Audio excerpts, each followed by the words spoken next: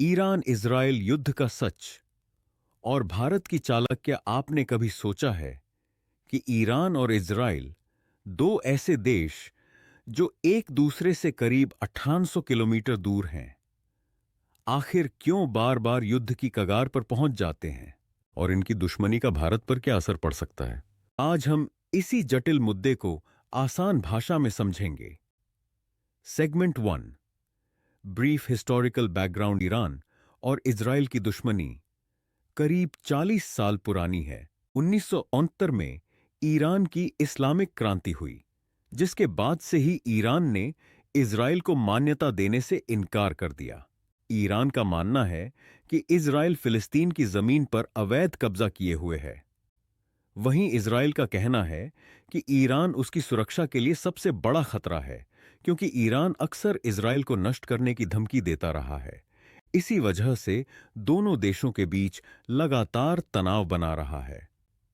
Segment 2, what sparked the recent conflict. 2004 में Iran ने अपने परमाणु कार्यक्रम को तेजी से आगे बढ़ाया, जिससे विश्व समुदाय में चिंता बढ़ गई।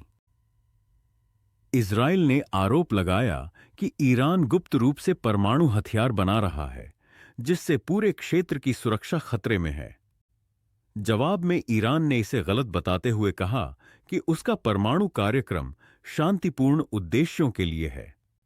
इसी बीच दोनों देशों ने सैन्य अभ्यास बढ़ा दिए, जिससे तनाव और बढ़ गया। छोटे-मोटे टकराव ने बड़े संघर्ष का रूप ले लिया, जिसमें दोनों देशों के नागरिक और सैनिकों को भारी नुकसान हुआ। सेगमेंट 3, की ग्लोबल प्लेयर्स इन्वॉल्व्ड। इस विवाद में दुनिया की कई महाशक्तियां शामिल हो गई हैं।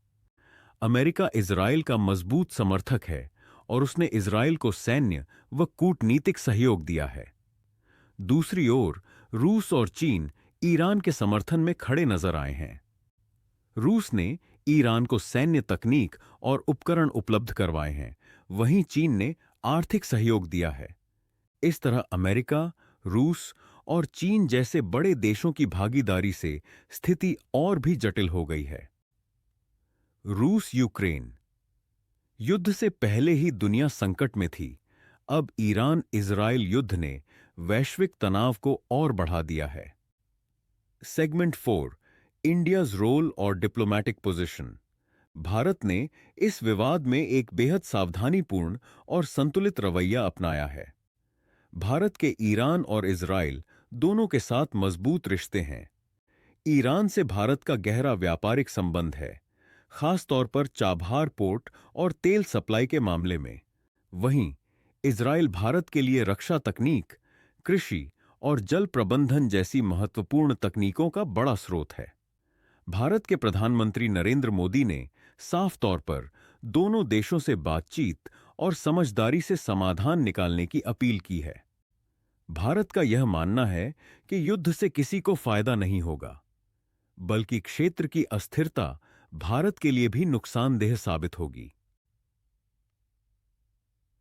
Segment 5, impact on world trade, oil prices and India's interests. युद्ध का असर दुनिया भर के बाजारों पर पड़ा है। मध्य पूर्व में तनाव से तेल की कीमतों में तेजी आई है, जिसका सबसे बड़ा असर तेल आयात करने वाले देशों पर हुआ है।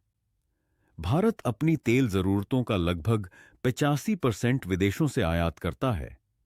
इसलिए तेल की बढ़ती कीमतें भारत की अर्थव्यवस्था पर भारी दबाव डाल रही हैं। इसके अलावा वैश्विक सप्लाई चेन बाधित होने से अंतर्राष्ट्रीय व्यापार भी प्रभावित हुआ है। भारतीय निर्यातकों के लिए नए बाजार तलाशना मुश्किल होता जा रहा है। इस युद्ध के चलते महंगाई बढ़ने से आम जनता की मुश्किलें भी बढ़ी हैं। विशेषज्ञों का मानना है कि केवल बातचीत और समझौते के जरिए ही इस समस्या का समाधान निकाला जा सकता है। संयुक्त राष्ट्र और अन्य अंतर्राष्ट्रीय संगठन लगातार कोशिश कर रहे हैं कि दोनों देशों को वार्ता की मेज पर लाया जाए। भारत जैसे देश, जिनके दोनों पक्षों के साथ अच्छे संबंध हैं, इस प्रक्रिया में महत्वपूर्ण भूमिका निभा सकते हैं। भारत को चाहिए कि वह दोनों देशों के बीच मध्यस्थता का प्रस्ताव रखे, जिससे युद्ध का खतरा कम हो सके। इस पूरे मामले में भारत ने हमेशा शांति और स्थिरता की बात की है। लेकिन सवाल यह भी है कि भारत अपनी कूटनीतिक ताकत का सही और प्रभावी इस्तेमाल कैसे कर सकता है, ताकि वैश्विक स्थिरता में उसकी भूमिका और मजबूत हो सके।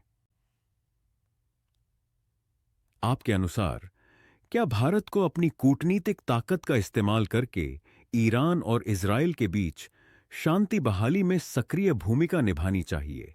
अपने विचार हमें कमेंट करके जरूर बताएं। अगर आपको यह वीडियो जानकारीपूर्ण लगी हो तो इसे लाइक करें और हमारे चैनल को सब्सक्राइब करें।